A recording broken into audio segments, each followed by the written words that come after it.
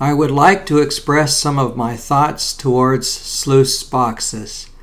What I'm going to say will make some very unhappy, others the opposite.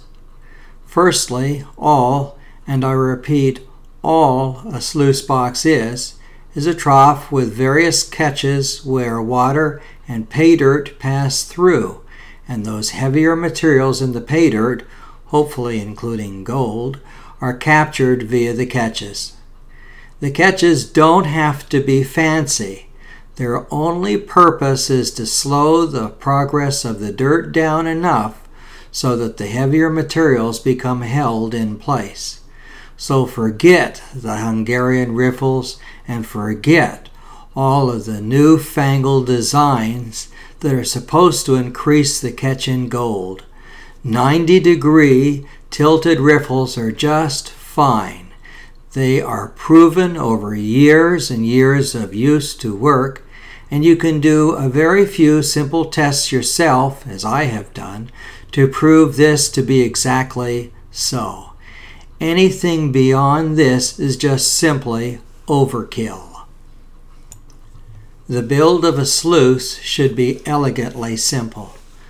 There are only 2 or 3 parts. Firstly, there is a hopper box.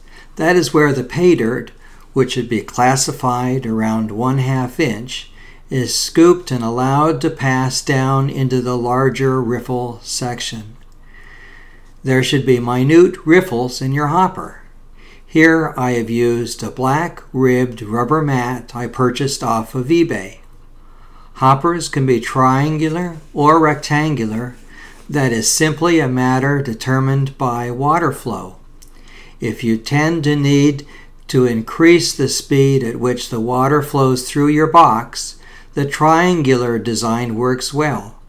If your water speed is already fine, then a rectangular one is slightly easier to pack and takes up, well, just less room. Most of your gold will settle in your hopper area. Here you can see there is quite a bit of trapped gold. I use a second hopper located on the sluice box proper, and that certainly picks up visible gold too. So once your scooped pay dirt is allowed to completely pass the hopper, if you have gold, your tiny riffles here will catch a very good portion of it.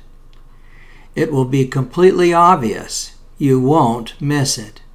You'll see it lying there with very little else. I most highly advocate the use of a hopper because it is a great way to prevent having to sample pan areas to know how you are doing. If you're on the gold, check your hopper. It's just as simple as that. Many of the old-timers never used a hopper, and that's cool. There was a lot more gold back then, and maybe they didn't need to sample so much. You don't absolutely need a hopper. You can put your material right over into the riffles. But if you want to see your returns then and there, a hopper is necessary.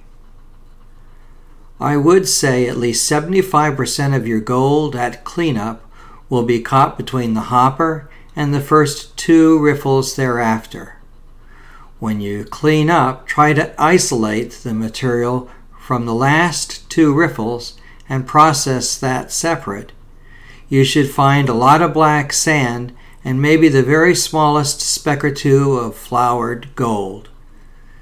Again, your gold will be in the hopper and the first 2 or even 3 riffles. I recommend a sluice box of at least 7 1/4 inches wide. That is not including any thought for a wider triangular hopper. That is your decision. This width just facilitates ease of use. You could make it less wide and do okay, but you will have to scoop your materials in slower. The length should be at least 2 feet for the sluice proper, and the hopper area could be as little as 6 inches. Again, you could do less on both, but as you slim down, you will need to be more careful about how you feed your box, i.e., scoop less pay dirt in at one time and wait longer between each scoop. The number of riffles you have and their height and distance apart is going to be determined by the water flow. I'm sure there is a mathematic formula somewhere where if you could input the weight of gold, the speed and volume of the water into which it is placed, you could determine an optimum distance, height, and number for your riffles. Anything beyond this, though, is just based on the art form of building and the experience of using. For me, the closest I would set my riffle distance is 3 inches. Optimum is probably 4 inches. Riffle height should be around 3/4 of an inch. Make sure you use some kind of miner's moss to line the base of your sluice box. There are carpet designs with small riffles using slight undercuts. I think this is great and it makes sense. You can purchase this type off of eBay. There is also the carpet type, which is much cheaper, which is just a willy-nilly weave of fabric into which things will trap. This is an AstroTurf type material. In the end, I don't think that gold cares which carpet is used, as long as there is an abundance of catches. Now, how do I know, and how will you know, if what I say has any merit? Easy enough. But you'll need a sluice box and some pay dirt. With that, process your pay dirt. First thing you'll notice is gold catching in your riffled hopper. Pan out the first 1 or 2 riffles. This is where you will find virtually all of your gold, possibly even the 3rd riffle. Now, pan out the last 2 riffles. Find any gold? Even with the most archaic of designs, if you have set your sluice box up properly, you're going to find just a whole lot of black sand and maybe 1 or 2 of the very, very tiniest little flakes of flour gold you can possibly imagine. Certainly it won't be worth working your way through. Then finally, process the rest of your sluice that you haven't gotten to yet. What you're going to find is a whole lot of black sand and some gold here and there.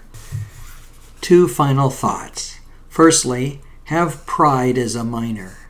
You are a good steward of our ecology and national history. Please ensure that your practices do not disturb wildlife and the remains of those that came before you. Never place your sluice in gravel bars where fish would want to spawn. Over bedrock is ideal sluice placement. And if you use water and a bucket to classify your materials, empty your dirty water in a place where the silt will not run into your stream or river. Always consider yourself an invited guest, and the fish and the other life around you hosts in their home. So, simple is simple, and a sluice should be just that, damn simple. If someone is trying to sell you their newest and brightest, forget it. They have an agenda. You know, just like the 49ers, the gold rush in California, or the Yukon rush of 1898. Today there is far more money to be made selling material to the prospector than there is in recovering gold. I'm not saying build your own sluice box, although for many of us that's certainly a cost-saving idea. But what I am saying is that the sluice is a very simple but elegant instrument, like a fork, and you can add all the frills you want to that fork. But your food doesn't multiply or taste any better with a stainless steel version versus a gold-plated.